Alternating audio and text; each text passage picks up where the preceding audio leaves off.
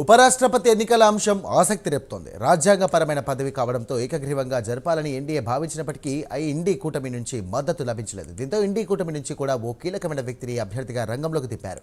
అటు ఎన్డీఏ నుంచి సిపి రాధాకృష్ణన్ పేరు ఖరారైన కొన్ని గంటల్లోనే ఇండీ కూటమి నేతలు జస్టిస్ సుదర్శన్ రెడ్డిని తమ అభ్యర్థిగా ప్రకటించారు.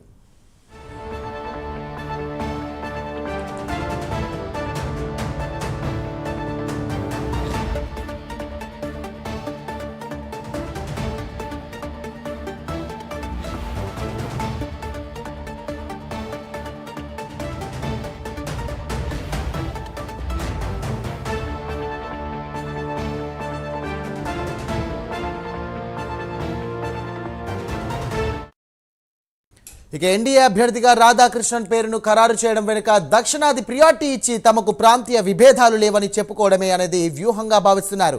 అదే సమయంలో ఇండీ కూటమి నుంచి కూడా దక్షిణాది నుంచి అభ్యర్థిని ఎంపిక చేయడం కూడా ఎన్డీఏకు ధీటుగా తాము కూడా దక్షిణాదికే ప్రియారిటీ ఇస్తున్నట్లు కనిపించాలన్న ఉద్దేశంగా విశ్లేషకులు అంచనా వేస్తున్నారు. దీంతో రెండు పార్టీలు కూడా ఈసారి ఉపరాష్ట్రపతిగా దక్షిణాది రాష్ట్రాలకి అవకాశం ఇవ్వడం ఇంట్రెస్టింగ్గా పాయింట్గా మారింది.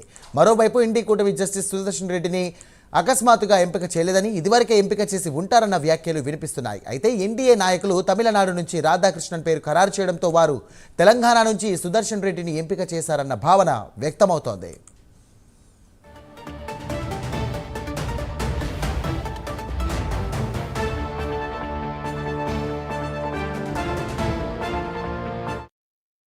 ఇక రాజకీయ రంగంలో అపారమైన అనుభవం ఉన్న రాధాకృష్ణన్తో ఆ రంగంలో అసలు ఏమాత్రం అనుభవం లేని సుదర్శన్ రెడ్డిని పోటీగా పెట్టడం ఓ రకంగా సాహసోపేతమైన చర్యగానే అంచనా వేస్తున్నారు. అయితే న్యాయమూర్తిగా సుదీర్ఘమైన అనుభవం గడించి ఎలాంటి నెగిటివ్ షేడ్స్ లేని వ్యక్తిగా పేరు తెచ్చుకున్న సుదర్శన్ రెడ్డిని నిలపడమే ఇండీ కూటమి తన క్లీన్ ఇమేజ్గా చాటుకునే ప్రయత్నం చేస్తోందన్న వ్యాఖ్యలు వినిపిస్తున్నాయి.